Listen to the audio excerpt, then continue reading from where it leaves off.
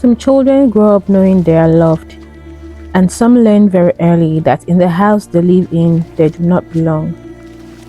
While they feasted inside, she walked outside.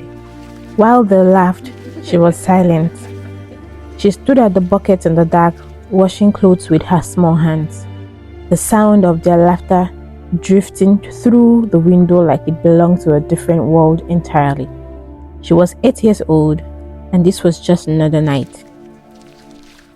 Her name was Adaeze. It means daughter of the king. Nobody had told her that in a very long time. But it was not always this way. To understand where Adaeze was, you must first understand where she came from and what she lost. Before the Thorns, there was mourning. Every morning she swept the compound with the baby on her back and a song on her lips. And he would come outside and find her there. And the day would begin perfectly. His name was Emeka, her name was Ngozi, and the baby on her back was Adaeze. She cooked with love in every stir of the spoon, and he was never far, always nearby, always stealing from the pot, always getting chased away laughing. This was their life, simple, warm, complete. On market days, he carried Adaeze on his shoulder, so she could see the whole world. She laughed from up there like she was the queen of everything. And to him, she was. In the evenings, they sat together while Adaeze played in the doors with her little cloth doll. Simple evenings, perfect evenings. Yes, my sweet. The kind you Come only here, understand the our happy value girl. of when they are gone. On Sundays, they walked to church together, her hand and his hand, and Adaeze's tiny hand between them. 3 heartbeats, one family, complete. And then one afternoon, she sat down midway through sweeping, just sat down and did not get back the same way again. She told him she was fine. She always said she was fine. That was the kind of woman she was. But she was not fine. Days passed and she grew weaker. The neighbors came, the older women came, Lord, they prayed watch over and they our sat child. and they held Bring healing hand, and strength. and he never We left her place our side, faith in you. not once. Amen. Guide us. There was one afternoon when she sat up, when she called Adaeze to her and held her close and stroked her hair. Nobody knew it then, but that was the last good day. He stood in the doorway and watched them, as if he already knew and was memorizing everything. And then she was gone.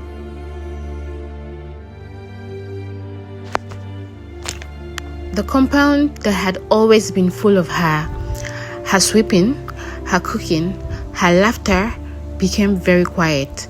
And Emeka, the man who had carried his daughter on his shoulders through the market, sat on the floor and did not know how to stand back up. Adaeze was too young to understand death. She only knew that something warm had left the world, and it never came back. 2 years later, loneliness is a very heavy thing to carry alone, and so the father opened the door again. She arrived like a queen, dressed in a burgundy and gold, her bangles singing on her wrist, her gele standing tall and proud. She smiled at the father. She smiled at the neighbors. But when her eyes found Adaeze, just for a moment, the smile did not reach them.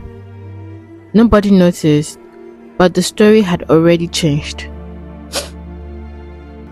They say love is the most powerful force in the world, but there are those who know how to twist it, how to poison it, how to turn a father's heart away from his own blood, one careful drop at a time.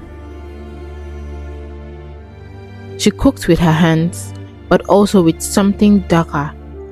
And then slowly, the father changed. The man who had once carried Adaeze on his shoulder through the market began to look through her, as if she were made of air. The stepchildren ate from food plates at the table. Adaeze ate from a small enamel plate on the floor in a dark corner. Same house, different worlds. She did not cry. She had learned there was no one to hear it. That night, Adaize had been sent to fetch water from the well alone, in the dark, as she always was. She carried her little lantern as she always did. She reached to the well as she always did, but this time she did not come back. Her sandals were still there beside the well. Her lantern was still burning on the floor, but Adaize was nowhere to be found. Nobody in that house came out to look for her. Nobody noticed the lantern burning alone in the dark compound. Nobody asked, "Where is the child?" They ate, they laughed, they slept, while outside in the dark, a little girl's lantern burned alone beside a well.